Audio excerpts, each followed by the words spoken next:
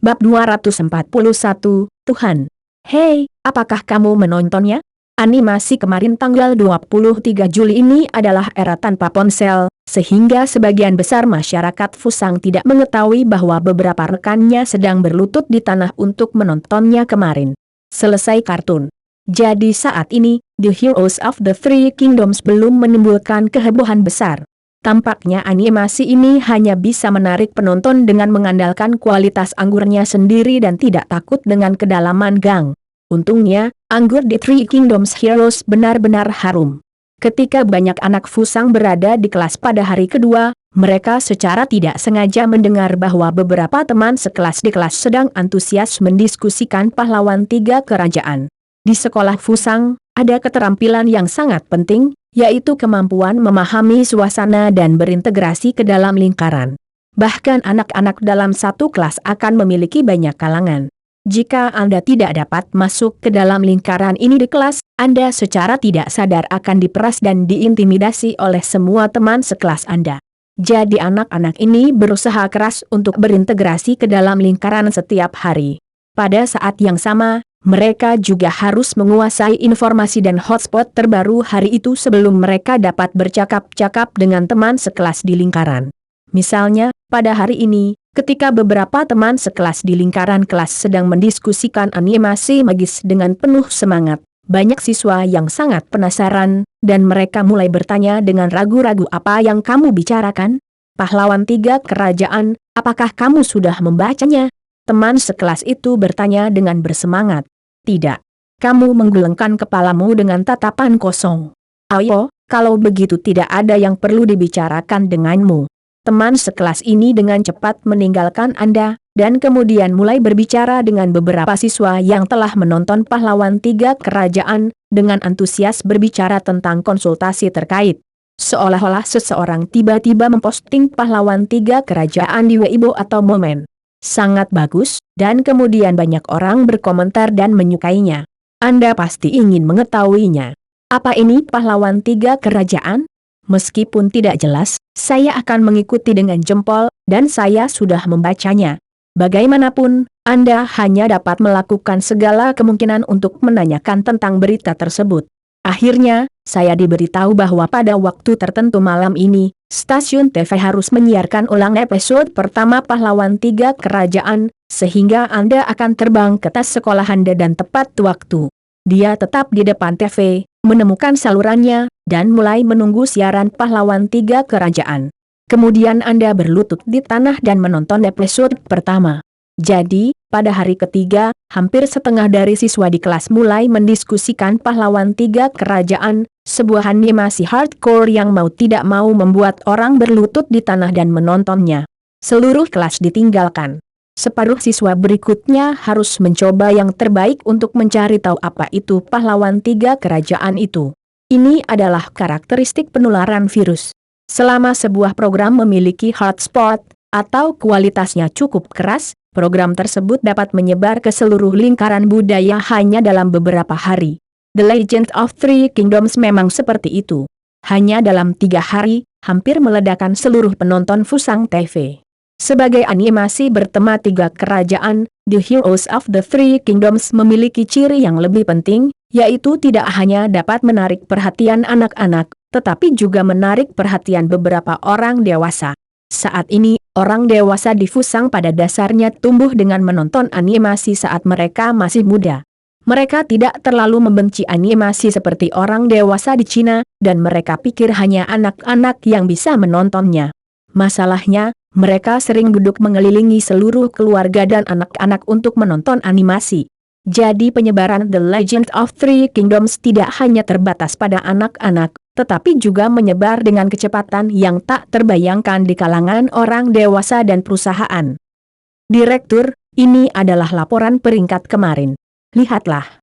Pada pagi hari tanggal 25, ketika Direktur TV Tokyo Yamaguchi Wen Yiping tiba di perusahaan tepat waktu pada jam pukul 8 pagi, bawahannya, Direktur Departemen Program, dengan bersemangat menyerahkan laporan kepadanya.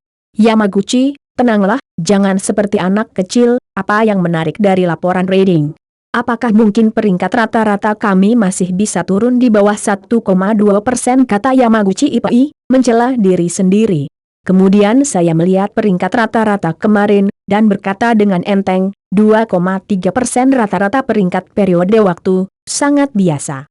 Tunggu peringkat periode waktu rata-rata 2,3%, Yamaguchi Ipei. Tiba-tiba saya meletakkan laporan itu di depan saya, dan mata saya hampir tertuju pada laporan itu. Saya membacanya beberapa kali sebelum akhirnya memutuskan bahwa rata-rata rating waktu menonton TV Tokyo benar-benar mencapai 2,3%. Bagaimana ini mungkin? Yamaguchi Ichihara menelan ludahnya. Anda tahu, peringkat rata-rata stasiun TV Tokyo TV mereka berfluktuasi antara 1,8% dan 1,3%. Terkadang bahkan turun di bawah 1,2%, jadi Ipei Yamaguchi hanya menertawakan dirinya sendiri jika peringkatnya turun di bawah 1,2%. Tapi 2,3% dari peringkat, ini jelas merupakan puncak TV Tokyo baru-baru ini. Dalam 3 tahun terakhir, seharusnya sudah hampir 5 tahun, TV Tokyo belum mampu melampaui 2% rating, apalagi melebihi 2,3% rating ke atas. Apa yang sedang terjadi? Mungkinkah program berita kita telah menemukan berita panas yang eksplosif dalam ingatan Yamaguchi Ipei? Hanya program berita yang menemukan titik ledakan. Itu bisa langsung meledakkan peringkat setinggi itu. Tanda petik ganda tutup. Misalnya, 5 tahun yang lalu, karena TV Tokyo memimpin perolehan materi berita langsung, dan perusahaan kereta api milik negara di Fuso dipecah menjadi 7. Berita besar dari berbagai perusahaan kereta api menarik perhatian Kuan Fusang dalam satu gerakan. Berita fitur pada saat itu menerima hampir 12% peringkat di wilayah Kanto, secara langsung meningkatkan peringkat waktu ke jam rata-rata menjadi sekitar 2,7%. Menjadi terobosan besar untuk TV Tokyo, puncak rata-rata waktu menonton dalam 30 tahun. Namun setelah itu, TV Tokyo tidak pernah mencapai puncaknya lagi. Jadi Yamaguchi Ipei, saya biasanya bertanya apakah itu terobosan dalam program berita, tapi ini ditolak. Apakah itu serial TV kita?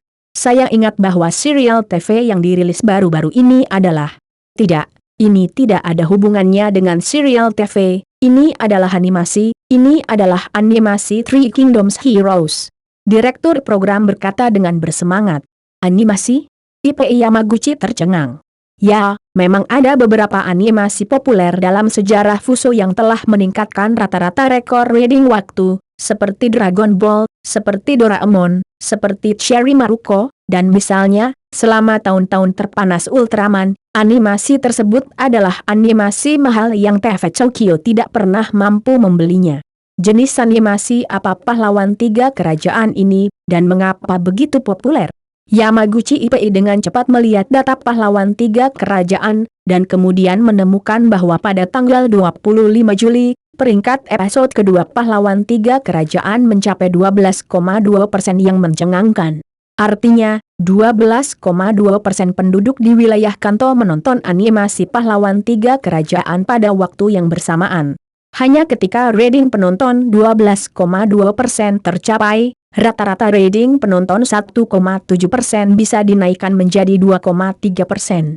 Mungkinkah lahir animasi tingkat nasional lainnya melihat data ini? Yamaguchi Ipei mau tak mau memikirkannya. Jika demikian, maka hari ketika TV Tokyo berakhir akan tiba. Waspadai beberapa animasi tingkat nasional tahun itu. Peringkat dari yang paling gila semuanya lebih dari 40%, yang berarti bahwa 40% orang di seluruh negeri menonton saluran yang sama pada waktu yang sama. Stasiun Fuji TV tahun ini karena menyiarkan peringkat pemirsa 42,1% dari Chibimaruko menghasilkan rata-rata miliaran dolar untuk biaya iklan setiap tahun, sehingga telah berkembang dari stasiun TV swasta paling sampah ketiga besar TV swasta stasiun sekaligus. Tapi aneh, animasi ini sangat kuat, mengapa saya belum pernah mendengarnya? Yamaguchi Ipei sedikit bingung, dan kemudian dia menemukan semua peringkat pahlawan 3 kerajaan, nyatanya, hanya 3 hari. Hari pertama adalah pemutaran perdana pada 22 Juli, dan rating penonton hanya 0,37%. Ini adalah data yang dirasakan Yamaguchi Ipei sangat menyedihkan. Kemudian pada hari kedua tanggal 23 Juli, itu hanya siaran ulang dari episode pertama Pahlawan 3 Kerajaan, dan peringkatnya melonjak hingga 4,3%. Pada hari ketiga, 24 Juli, kami akan melanjutkan siaran ulang episode pertama The Heroes of the Three Kingdoms setelah larut malam. Harap dicatat bahwa titik waktu ini adalah setelah jam pukul 12 pagi, tetapi peringkatnya langsung menembus 5%, mencapai 5,6%. 3 siaran ulang berturut-turut, dan setiap siaran ulang memiliki peringkat yang lebih tinggi daripada siaran ulang terakhir. Ini adalah pertama kalinya IPI Yamaguchi melihat peringkat yang luar biasa. Ini benar-benar TMD, Tuhan. Tanda seru. Terima kasih pembaca Hokushinju atas hadiah Anda. Ini akan menjadi 8 perubahan besok dan lusa. Bab 242, Sejarah Bab 4. IPI Yamaguchi, Direktur TV Tokyo, sekarang hal pertama yang ingin dia lakukan setiap hari, dan juga hal yang paling membahagiakan, adalah datang ke laporan peringkat Pahlawan 3 Kerajaan, dan kemudian terlihat konyol sendirian. Tidak mungkin, siapa yang membuat laporan peringkat ini terlihat terlalu keren. Meskipun peringkat episode kedua Three Kingdoms Heroism mencapai puncak 12,2% pada 25 Juli, itu turun drastis dalam 2 hari berikutnya, tetapi itu karena siaran ulang. Karena Three Kingdoms Heroism menyiarkan 1 episode setiap 3 hari. Namun meski begitu, rating untuk 2 hari ke depan tetap di atas 8%. Anda harus tahu bahwa ini adalah siaran ulang. Bagaimana mungkin ada kartun siaran ulang di dunia dengan peringkat yang begitu mengerikan? Maka pada tanggal 28 Juli, ketika episode ketiga The Heroes of the Three Kingdoms disiarkan, peringkatnya langsung meroket menjadi 18,6%, yang membuat TV Tokyo menjadi peringkat kedua dalam peringkat periode ini setelah animasi Dragon Ball disiarkan oleh HNK. Di Fusang, hanya 31,2% dari peringkat bola naga yang dapat menahan Pahlawan 3 Kerajaan. Tapi yang disebut anak sapi tidak takut pada harimau, dan dia memukul gurunya sampai mati. Dragon Ball mulai diputar pada tahun 1986, dan sudah berusia 6 tahun. Meski kualitas Dragon Ball tidak perlu diragukan lagi, animasi yang sudah ditayangkan selama 6 tahun ini masih sedikit banyak membosankan penonton. Ini seperti seorang istri di rumah. Anda telah tidur bersama selama 6 tahun, terkadang Anda melihat bunga liar di luar. Bahkan jika bunga liar ini tidak seindah istrimu, mau tidak mau kamu ingin pergi. Coba lihat, dan kualitas produksi Three Kingdoms Heroes benar-benar menghancurkan level animasi Dragon Ball. Jadi, ketika The Heroes of the Three Kingdoms disiarkan ke episode 6, TV Tokyo sangat terkejut menemukan bahwa pada pukul 20 malam, peringkatnya berhasil melampaui Dragon Ball dan mencapai 28,7. Tingkat kepemirsaan yang mencengangkan sebesar persen juga menjadi pertama kalinya dalam sejarah TV Tokyo yang berpotensi memengaruhi tingkat kepemirsaan lebih dari 30%. Benar saja, saat Three Kingdoms Heroes ditayangkan hingga episode ke-8, ratingnya langsung menembus 30%, mencapai 31,4% yang mencengangkan. Jika Anda mengambil data peringkat ini secara terpisah ke sejarah Fuso untuk peringkat, jika itu masalahnya, saya khawatir itu bisa menjadi peringkat di antara 10 peringkat Fusang teratas. Di episode 9, itu mencapai peringkat 35% yang belum pernah terjadi sebelumnya dan peringkat keempat dalam sejarah. Meskipun ini adalah puncak dari Pahlawan 3 Kerajaan, itu tidak pernah mencapai level ini lagi. Tapi ini sudah merupakan terobosan bersejarah. Apa yang membuat Yamaguchi IPI semakin tersenyum adalah sejak episode 3 dan seterusnya, berbagai pengiklan juga bereaksi. Pertama-tama, beberapa perusahaan makanan di Fuso melambaikan uang kertas di tangan mereka dan meminta untuk membeli 3 kerajaan iklan pembukaan biografi. Yamaguchi IPI dengan ragu menyebutkan harga 200.000 yen selama 30 detik, tetapi pihak lain bahkan tidak menawarkan balasan sama sekali, jadi dia langsung membelinya, dan membeli set lengkap dalam satu tarikan napas, dengan total 30 episode. Kemudian Yamaguchi IPI menyesalinya, karena semakin banyak perusahaan yang berbondong-bondong ke perusahaan berikutnya, harga akhirnya melebihi harga 1 juta yen dalam 30 detik, yang membuat Yamaguchi yang telah menandatangani kontrak dengan tenang memarahi ibunya. Dalam keputusasaan, Yamaguchi IPI hanya bisa menghentikan siaran sebelum siaran pahlawan tiga kerajaan. Tentu saja, IPI Yamaguchi juga ingin menyisipkan iklan di tengah siaran The Heroes of the Three Kingdoms. Kemudian, perjanjian siaran yang ditandatangani perusahaan Daiei Hidakian menetapkan bahwa tidak ada iklan yang diizinkan selama siaran The Legend of Three Kingdoms. Pada saat itu, Yamaguchi IPI tidak menyangka pahlawan tiga kerajaan menjadi begitu populer. Nyatanya, dia mengira tidak ada yang tertarik untuk membeli iklan perantara pahlawan tiga kerajaan, jadi dia setuju tanpa berpikir. Tapi siapa yang bisa membayangkan bahwa pahlawan tiga kerajaan ini menjadi begitu populer? Pada akhirnya, grup Bandai yang terkenal pun mengambil inisiatif untuk menemukan TV Tokyo, dan menghabiskan 5 juta yen dalam satu episode untuk membeli iklan penutup The Legend of the Three Kingdoms, 10 penuh menit. Secara umum, iklan harus dibeli sebelum acara disiarkan. Tidak ada yang akan membeli iklan setelah pertunjukan selesai. Tapi Bandai pintar. Mereka membelinya selama 10 menit dan membuat pertunjukan yang mempromosikan mainan yang berhubungan dengan karakter tiga kerajaan. Dengan cara ini, pahlawan tiga kerajaan sepertinya cocok untuk mereka. Mainan itu sama dengan iklan, efeknya luar biasa. Belakangan masalah ini diketahui oleh Jia Yapeng, dan Jia Yapeng marah dan memarahi ibunya. Tapi saat ini, Jia Yapeng tidak berniat memarahi ibunya, karena dia hampir tidak bisa menghitung uangnya. Jia Yapeng kembali ke distrik Huaxia pada 22 Agustus. Saat ini, The Heroes of the Three Kingdoms hanya disiarkan hingga episode ke-10.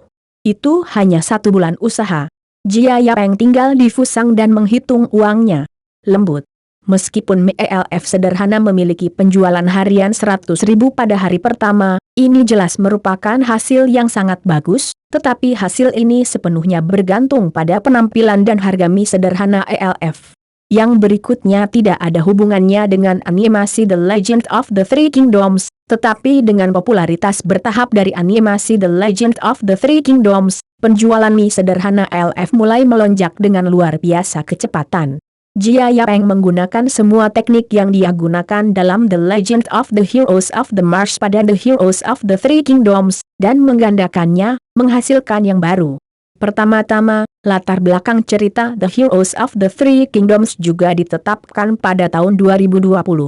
Di era yang sama dengan The Heroes of the Water Margin, tetapi protagonis dari The Heroes of the Three Kingdoms adalah orang Fusang, yaitu Game Muto dewasa. Ini adalah pria yang terlihat sangat misterius dalam segala hal. Masa lalu sangat misterius. Legenda mengatakan bahwa pada tahun 2020, Luban Suwo, kaisar yang pernah mengguncang seluruh dunia, muncul kembali. Setelah berita ini, Game Muto yang awalnya hanya seorang guru pengganti Sma biasa, muncul setelah berita ini. Tokyo mulai mencari berita tentang kunci Luban dari kaisar artefak ilahi. Kemudian dia mengetahui bahwa sekarang Luban Lock of the Sacred Emperor ada di tangan organisasi misterius bernama Crescent. Organisasi ini mengklaim bahwa Luban Lock of the Sacred Emperor adalah artefak maha kuasa yang dapat memenuhi keinginan siapapun. Apakah Anda ingin menjadi kaya, abadi, atau bahkan jika Anda menginginkan kehancuran seluruh dunia, Anda dapat melakukannya. Bagaimanapun, itu adalah sesuatu yang tidak dapat dilakukan tanpa kunci Kaisar Luban. Pada saat yang sama, organisasi Bulan Sabit mengumumkan akan mengadakan acara yang disebut Perang Para Raja secara rahasia. Selama Anda bisa menemukan kartu pahlawan legendaris, Anda bisa menjadi pahlawan-pahlawan.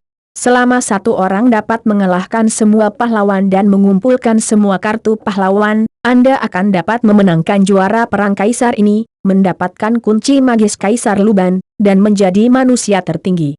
Meskipun pengaturan animasi ini terdengar sangat sekunder dan sangat tidak masuk akal, ini adalah plot standar dari komik berdarah raja, yang dapat dengan cepat menarik perhatian semua penonton, dan pada saat yang sama semua orang ingin mendapatkan kunci Luban Kaisar yang legendaris. Langkah selanjutnya adalah kunci untuk pahlawan tiga kerajaan. Jika Anda ingin menjadi seorang pejuang, Anda tidak membutuhkan bakat atau darah apapun. Organisasi Bulan Sabit telah menginvestasikan 100 miliar bungkus mie ELF di seluruh dunia, dan setiap bungkus mie ELFD mie renyah, mereka semua memiliki kartu pahlawan, tetapi sebagian besar kartu itu palsu. Kartu pahlawan sebenarnya hanya 1084, mewakili 1084 jenderal militer dari periode 3 kerajaan. Selama Anda dapat membeli kartu heroik asli darinya, Anda dapat mengaktifkan kekuatan di kartu tersebut, dan menggunakan item khusus yang disebut gelang VR untuk memanggil roh heroik dari 3 kerajaan. Berjuanglah untuk dirimu sendiri. Dalam plot episode pertama, Muto Game hanya menghabiskan 15 yuan, hanya membeli sebungkus mie ELF garing, dan berhasil mendapatkan kartu kuying legendaris dari 3 kerajaan.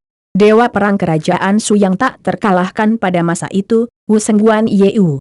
Tanda seru. Pada saat Muto Game mengeluarkan Guan Yeu, sekelompok pahlawan tersembunyi melompat keluar dan memerintahkan komandan militernya sendiri, pahlawan Hwak Xiong, untuk melancarkan serangan diam-diam ke Muto Game. Pada saat kritis, Muto Game mengeluarkan gelang VR yang telah disiapkan sejak lama, dan memanggil Guan Yeu. Guan Yeu sangat kuat sehingga dia memotong kepala Hwa Xiong di bawah kuda dengan satu pisau, dan kemudian yang pertama akhir dari episode. Plot seluruh episode pertama diselesaikan sekaligus, dengan grafik yang indah, alur yang halus, musik yang luar biasa, dan penuh ketegangan. Yang paling kuat adalah adegan pertarungannya. Pertarungan animasi dari tahun 2020 benar-benar membunuh semua pertarungan animasi di era ini. Pertunjukannya, gerakan pertarungan yang indah, dan semua jenis keterampilan yang kuat dan efek khusus membuat celana semua penonton basah. Pada akhirnya, setelah lagu penutup episode pertama diputar, sebuah iklan muncul. Dalam cuaca dingin dan penuh kegelapan dan godaan, seorang narator memberitahu semua orang bahwa sekarang ada 100 miliar bungkus mie ELF garing. Telah diletakkan di rak di toko swalayan 7-11, tempat kartu heroik legendaris disembunyikan. Apa yang akan terjadi pada anak-anak setelah menonton animasi ini? Jadi, sehari setelah episode pertama The Heroes of the Three Kingdoms disiarkan, semua anak-anak atau orang dewasa yang menonton episode pertama animasi tersebut bergegas ke 7 di toko serba ada. Sebelum petugas bereaksi, dia meraih semua mie ELF di toko. Mie hanya 15 yen per bungkus, mie yang sangat murah dan renyah. Beli kembali dan makan, maka Anda bisa mendapatkannya jika membelinya. Juga pada hari ini, ketika lobi itu menerima fax darurat dari toko serba ada di seluruh negeri, meminta kantor pusat untuk mengirimkan mie ELF dalam jumlah besar, karena mie ELF mereka habis terjual. Tanda seru. Bab 243, mie renyah ELF gila. Presiden, wilayah Kanto sedang terburu-buru, dan persediaannya kurang dari 100.000 bungkus. Presiden, wilayah Wuji benar-benar kehabisan stok, dan ada banyak orang yang mengantri di pintu masuk setiap tos serba. Presiden, ada lebih dari 10 perkelahian sengit di toko-toko di Hokkaido untuk merebut mie renyah. Saat ini, lobi itu agak mati rasa, duduk di kantor, dengarkan kabar buruk yang datang dari Anda. Nah, ini sebenarnya bukan kabar buruk. Jika produk tertentu terjual habis di seluruh negeri, dan pelanggan bahkan berjuang untuk membeli sesuatu, itu pasti yang terbaik di dunia untuk grup toko serba ada. Kabar baik. Tapi ketika seluruh Fuso benar-benar kehabisan stok, lobi itu juga gelisah. Lobi itu, bagaimanapun, tidak dapat memikirkannya, hanya 10 hari kerja, situasinya telah mencapai level ini. Meskipun mie kering ELF kering kehabisan stok pada hari kedua, 5 juta bungkus penuh mie kering renyah yang telah didistribusikan secara nasional terjual habis dalam 1 hari. Namun lobi itu tetap percaya diri, toh di gudangnya ada 5 juta kotak penuh, total 100 juta bungkus mie garing. Semula lobi itu tidak disiapkan untuk membeli barang sebanyak itu, dan memakan tempat di gudang, namun atas saran atau perintah ayahnya, lobi itu tetap menyiapkan 5 juta kotak barang dengan patuh. Fakta membuktikan bahwa jahe masih tua dan pedas, dan semua barang yang dijual di hari pertama sudah habis terjual. Edo Hall segera memesan berbagai gudang di seluruh negeri untuk memobilisasi 1 juta kotak, total 20 juta bungkus mie ELF renyah, dan menyelesaikan distribusi minimarket di area utama malam itu, dan mengisi ulang setiap minimarket. Rak. Beberapa hari ke depan tidak akan pernah segila hari kedua, 20 juta bungkus mie garing, Bagaimana bisa terjual minimal 4 hari dengan ide ini? Edo Hago beristirahat dengan gembira. Akibatnya, hanya 2 hari kemudian, berita bahwa negara kehabisan stok kembali meledak di fax kantor pusat. Kali ini Toh Melobi menyadari ada yang tidak beres, dan dengan cepat mengalokasikan atau semua 4 juta kotak yang tersisa di gudang. Pada saat yang sama, dia menelepon Honda Ichiro dan mengatakan bahwa dia ingin 5 juta kotak mie ALF lagi. 4 hari kemudian, setelah kedatangan 5 juta kotak mie ALF renyah baru, mereka sekali lagi kehabisan stok. Mesin fax di kantor pusat tidak pernah berhenti. Seluruh orang di lobi itu berkeringat.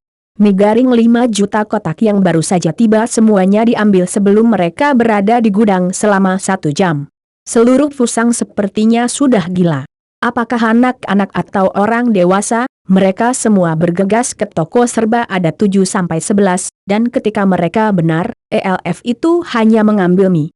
Ada 7 di beberapa tempat, 11 toko serba ada, dalam 24 jam, bahkan tidak ada 1 menit pun untuk berhenti. Beberapa staf sangat lelah dan menangis, benar-benar pingsan, menangis karena sakit kepala, dan menjadi berita sosial terbaik. Pada saat yang sama, ada 2 anak muda yang tak terhitung jumlahnya memegang kartu untuk melawan roh-roh di banyak tempat di sekolah. Dan desakan yang begitu panas untuk membeli secara alami tidak akan dilepaskan oleh media berita. Banyak penggemar animasi bergegas untuk membeli mie ALF. Ada antrean orang di toko serba ada, dan berita lebih dari 100 meter berlimpah.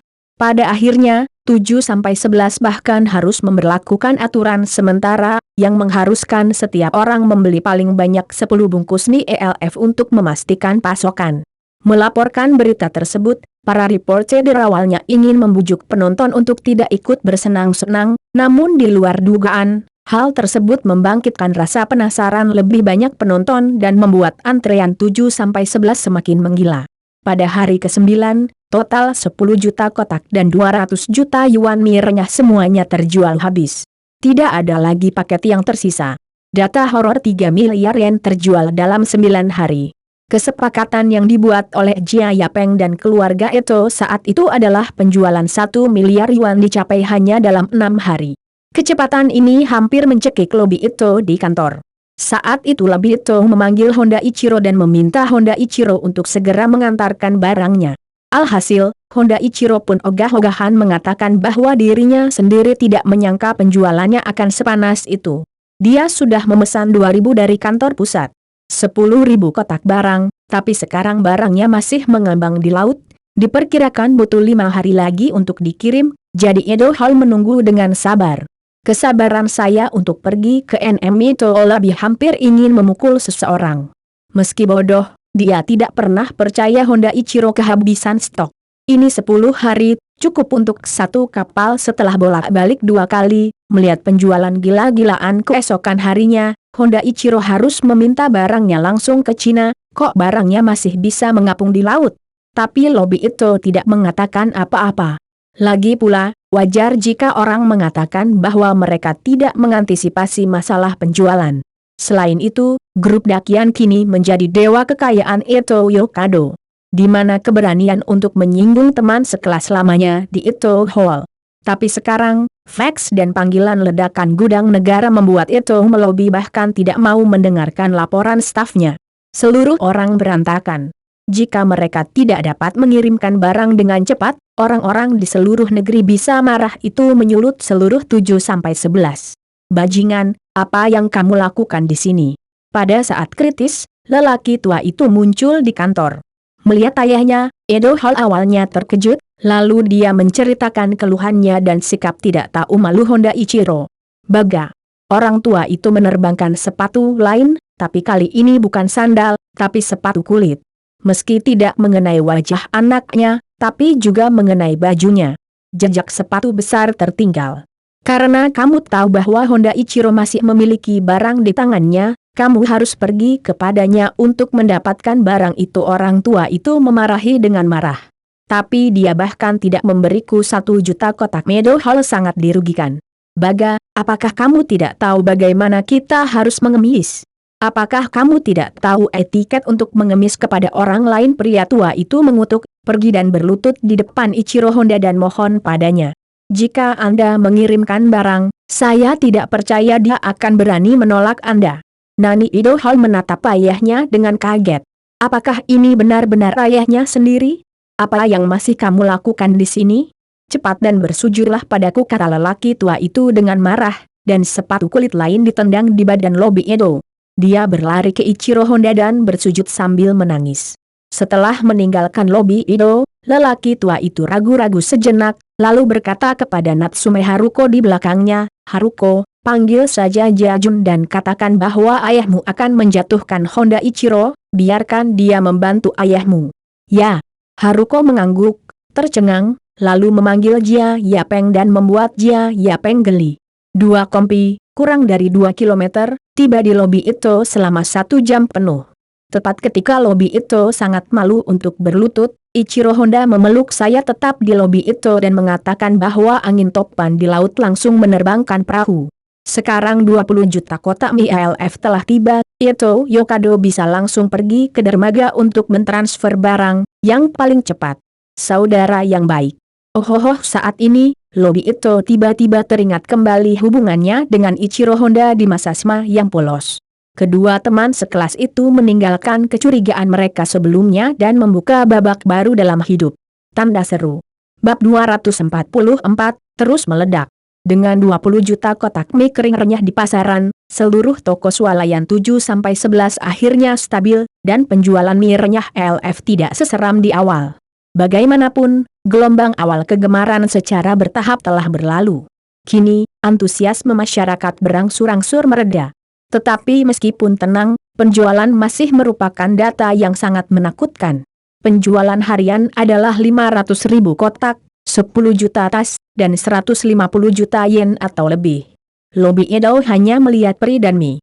Dalam data seluruh Toserba, itu menonjol dan memimpin tren.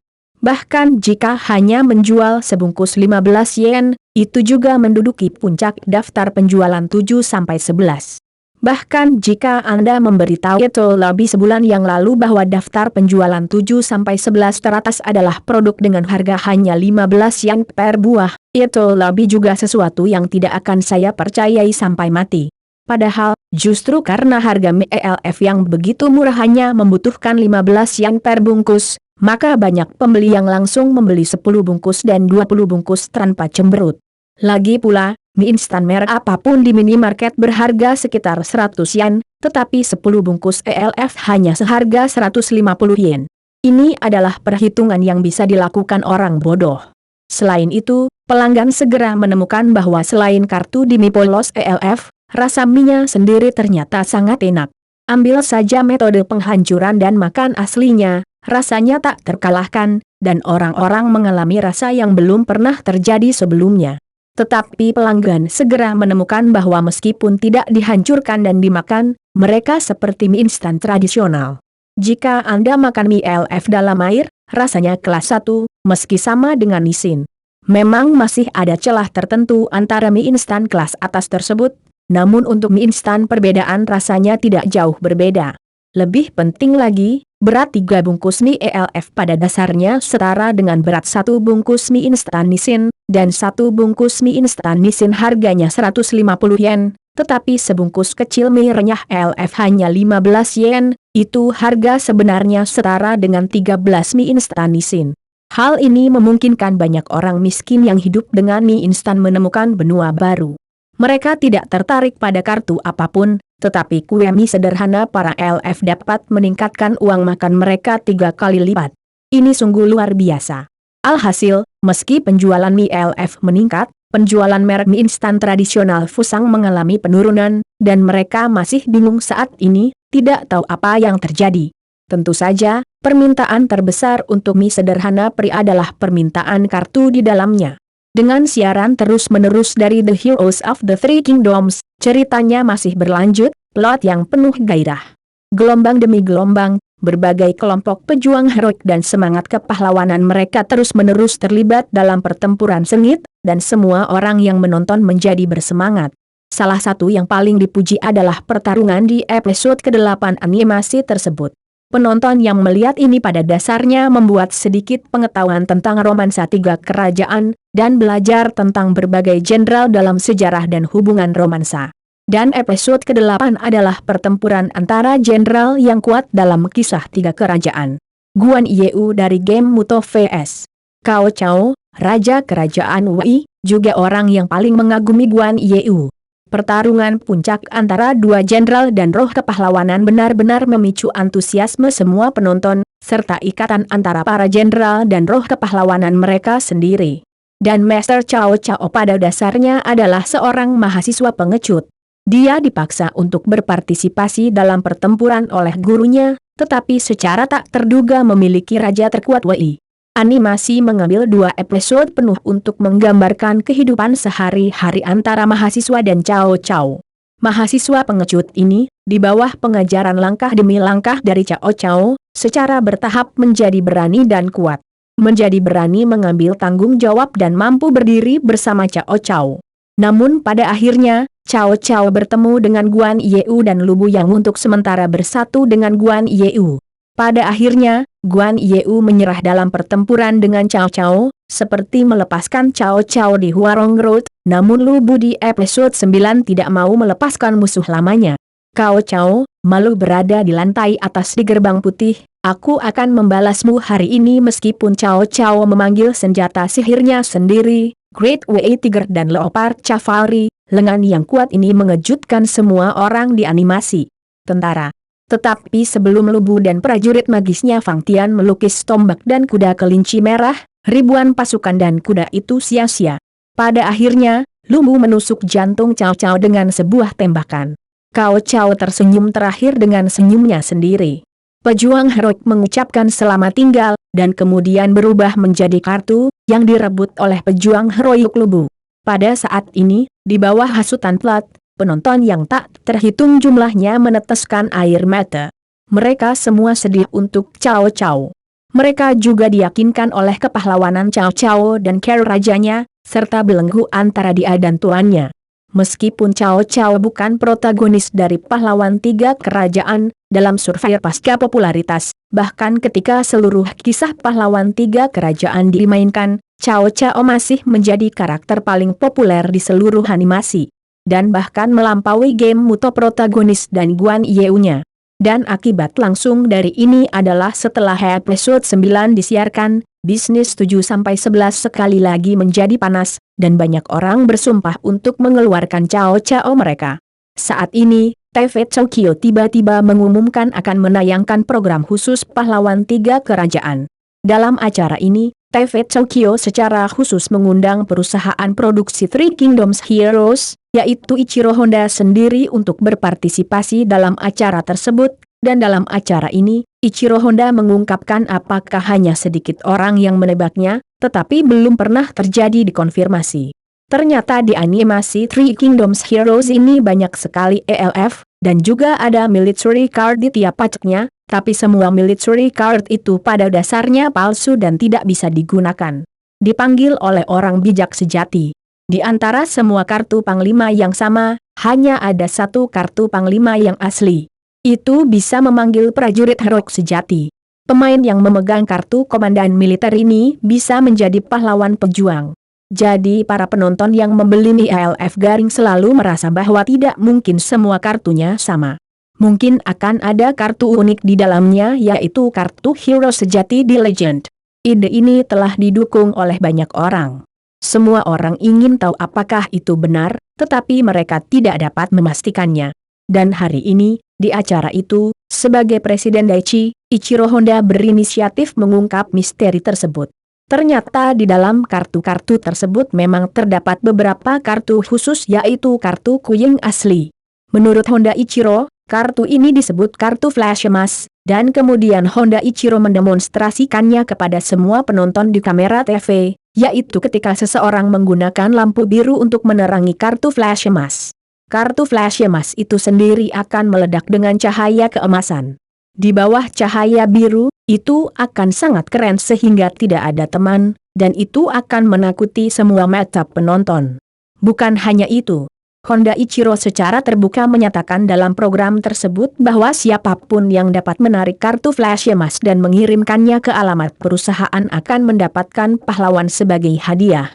Kemudian Ichiro Honda menunjukkan hadiahnya di depan kamera TV. Sosok besar setinggi sekitar 20 cm. Seluruh sosok dibuat dengan jelas, hampir persis sama dengan para pahlawan di animasi, tanpa ada perbedaan. Honda Ichiro menyatakan bahwa figur tersebut dibuat khusus, dan setiap kelompok pahlawan hanya memiliki 20 figur yang identik. Setelah dikirim, mereka tidak akan dicetak lagi dan tidak akan pernah menghasilkan angka yang sama lagi. Dengan kata lain, meskipun tidak seperti di animasi, hanya ada satu kartu pahlawan sejati, tetapi setiap jenderal memiliki 20 kartu flash emas. Dari segi probabilitas, peluang untuk menang masih sangat tipis, tetapi setidaknya telah meningkat 20 kali lipat. Pada saat yang sama, Honda Ichiro juga mengumumkan bahwa tidak masalah jika pemain membeli kartu biasa, karena hanya 20 kartu jenderal berbeda yang dirilis pada fase pertama, jadi jika ada yang bisa menjadi nomor satu jika Anda mengelompokkan 20 kartu jenderal berbeda, kamu akan bisa mendapatkan hadiah yang lebih spesial. Kemudian di studio TV, ada raksasa yang didorong masuk. Ini sebenarnya adalah sosok manusia raksasa seukuran manusia. Dewa perang Guan Yeu yang sebenarnya, dengan semua detail dalam animasinya, totalnya ada 100. Pemain yang pertama mengumpulkan, dengan 20 kartu, dapat datang ke kantor pusat perusahaan Dakian untuk penebusan, dan perusahaan bertanggung jawab untuk mengirimkannya. Pengiriman. Selain itu, jika seorang pemain dapat mengumpulkan semua 1084 komandan militer di masa depan, grup Dakian akan memenuhi keinginan apapun dari pemain tersebut, selama keinginan tersebut dapat diwujudkan dengan uang, bahkan jika itu untuk masuk.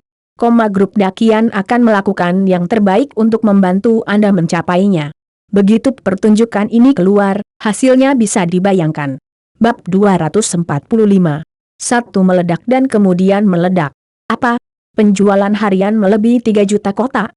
Bukankah ini normal?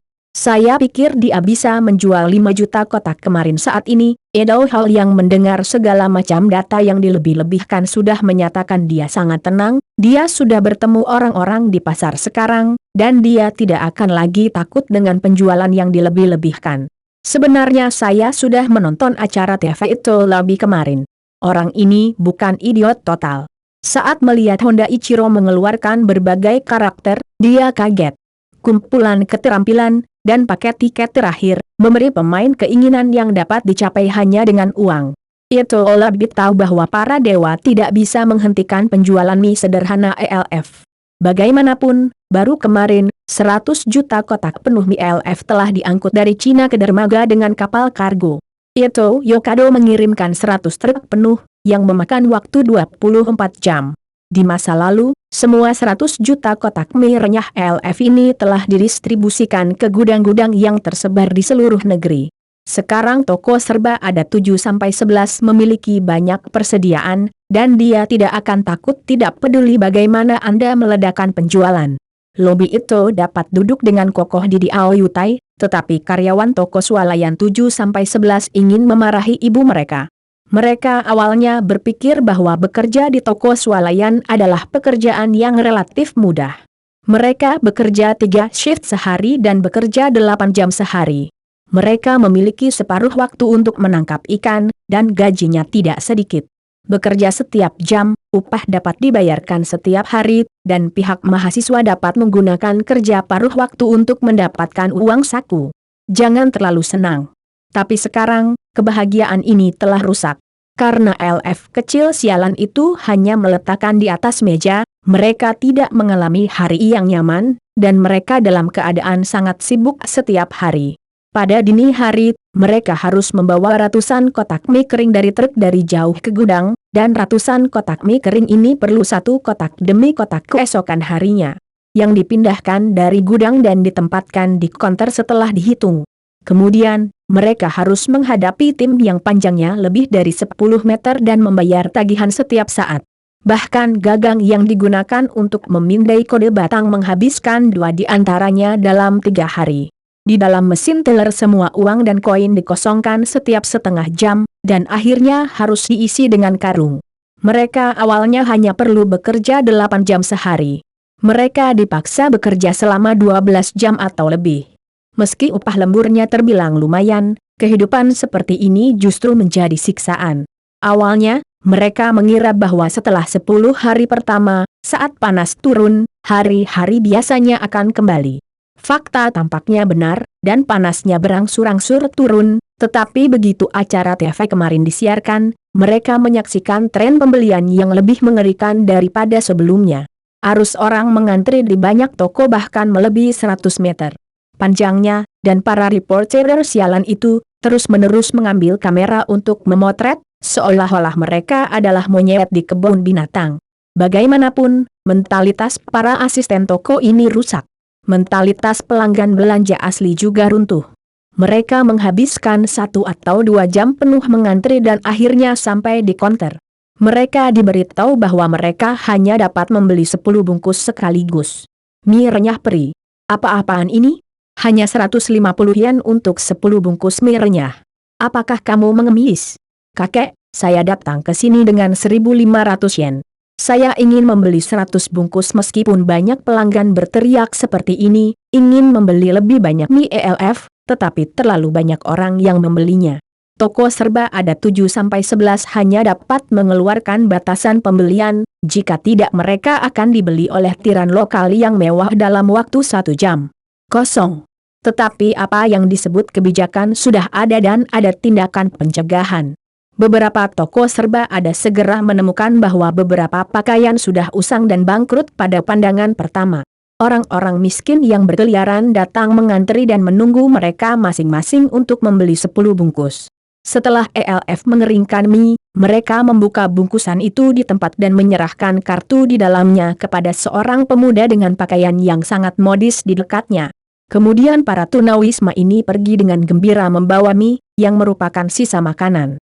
Ren, dengan senang hati memegang ratusan kartu kuning di tangannya, lalu mulai menghitungnya terus-menerus. Liu Be sudah punya. Guan Yeu sudah punya. Lu Su, aku masih punya. Itu Cao Cao.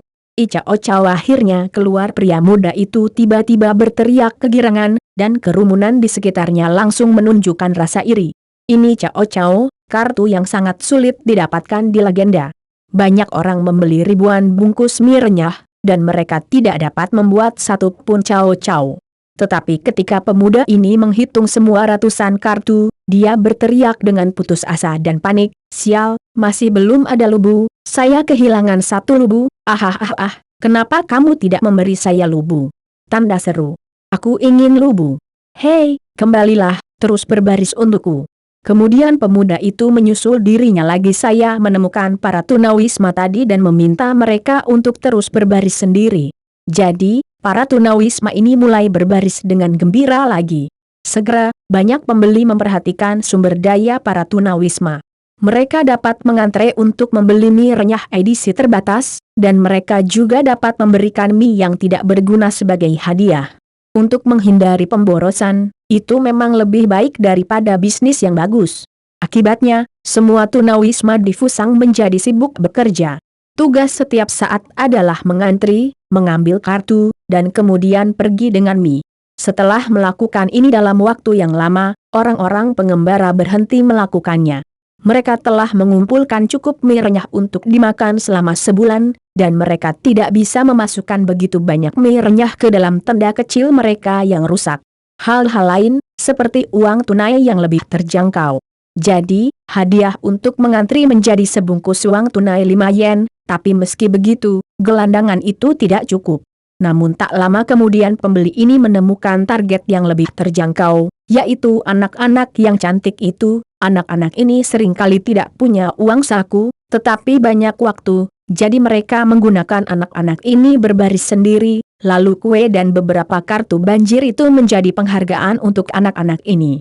Dan anak-anak selalu senang tentang hal itu, berbaris dengan gembira, terus-menerus menyegarkan panjang setiap baris, dan semua karyawan Toserba memiliki keinginan untuk mati, sehingga lobi itu segera menerima banyak laporan tentang keinginan karyawan Toserba untuk mengundurkan diri, tetapi dia hanya dapat menambahkan beberapa tunjangan sementara, jika tidak, Banyak toko serba ada 7-11 harus tutup karena mereka bahkan tidak dapat mempekerjakan satu karyawan pun.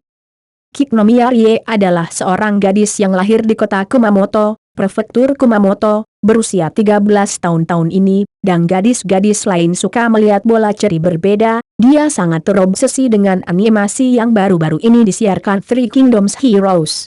Sayangnya, situasi keluarganya tidak baik. Dia tidak mampu membelinya bahkan untuk sebungkus 15 yen. Dia hanya dapat melihat kartu-kartu di tangan anak-anak lain dan membayangkan bahwa dia dapat memiliki kartunya sendiri.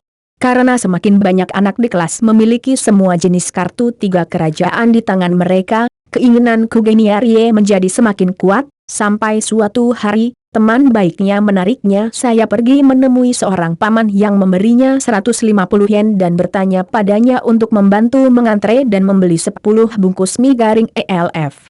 Sebagai hadiah, dia dapat memiliki mie di dalamnya, dan di antara mereka, kecuali Cao Cao, Lubu, dan Guan Yuzi selain itu, ada kartu lain yang dibuang. Kiknomiya Rie sangat senang. Meski butuh 1,5 jam penuh untuk berbaris, dia akhirnya menyelesaikan tugasnya dengan sukses. Dengan 10 bungkus mie renyah, dia menemukan orang yang berdiri dan memeriksa kartunya. Paruh Baya. Sialan, semuanya adalah kartu yang tidak berguna. Pria paruh baya itu memarahi, karena dalam 10 bungkus mie garing buatan Rie Kugeniya, semua kartunya kebanjiran, termasuk Cao Cao. Atau Guan Yeu tidak punya, apalagi kartu seperti Lubu. Orang paruh baya menyinari kartu lagi dengan cahaya biru yang khusus digunakan untuk memeriksa uang kertas. Tidak ada kartu flash emas, jadi semua kartu dan mie renyah milik Rie Kugeniya. Kamu pergi ke antrean lagi. Pria paruh baya itu memberi Rie Kugeniya lagi 150 yen. Dengan cara ini, Rie Kugeniya berbaris 3 kali dan membeli 30 bungkus mie ELF. Pria paruh baya ini, dan pada akhirnya, ketika Kugeniya Rie membuka paket terakhir mie renyah, lalu berkata dengan sangat terkejut, "Paman, ini Guan Yeu, aku kehabisan Guan Yeu." Guan Yu. Pria paruh baya itu menjadi sedikit lebih energik. Meskipun Guan Yeu adalah kartu yang sangat sulit untuk digambar, dia sebenarnya sudah memiliki 3 kartu Guan Yeu. Lagi pula, dia sudah menghabiskan 150.000 yen dan membeli 1 kartu. Peri kecil Wan Duo Bao memiliki mie kering, dan biasanya membuka 3 atau 4 Guan Yeu. Pria paruh baya ini mendapatkan sedikit energi, mengambil cahaya biru di tangannya dan menyinari, lalu seluruh tubuhnya bergetar, "Ini emas. Itu emas. Ini kartu flash emas, ini emas flash chart Guan Yeu. Mulai hari ini, saya adalah pejuang para pahlawan, berjuang untuk darah terpanas di dunia, untuk kemuliaan Kekaisaran Han, saya adalah petarung bela diri Kaisar, Guan Yeu." Pria paruh baya ini sangat bersemangat sehingga dia benar-benar meneriakkan baris debut Guan Yeu, yang merupakan animasi terbaik kedua. Yang lebih tidak bisa berkata-kata adalah penonton yang hadir tidak merasa malu. Suara pria paruh baya ini dengan cepat menarik perhatian penonton. Banyak orang tidak mengantri, jadi mereka bergegas dan melihat kartu emas yang diterangi oleh cahaya biru. Ini benar-benar kartu flash emas. Ini benar-benar kartu flash emas. Wow, kamu benar-benar bisa mendapatkan kartu flash emas. Semuanya ketika dia bergegas, pria paruh baya itu ketakutan dan melarikan diri, tetapi sebelum melarikan diri, dia memberi Rie Kugeniya uang 1000 yen, dan kemudian mencium keningnya, "Terima kasih, bintang keberuntungan kecilku, ini milikmu penghargaan." Setelah berbicara, pria paruh baya itu kabur tanpa jejak. Saat orang paruh baya melarikan diri, kerumunan terus berbaris tanpa daya. Namun, kemunculan kartu flash emas Guan Yeu juga membuktikan fakta bahwa selama mereka mau menggambar, mereka bisa mendapatkan kartu flash emas. Akibatnya, mereka berbaris. Orang menjadi lebih antusias dan gila. "Aku akan membeli 10 bungkus untuk diriku sendiri." Melihat 1000 yen di tangannya, Rie Kugeniya menyentuh hati kecilnya, berpikir dengan gembira.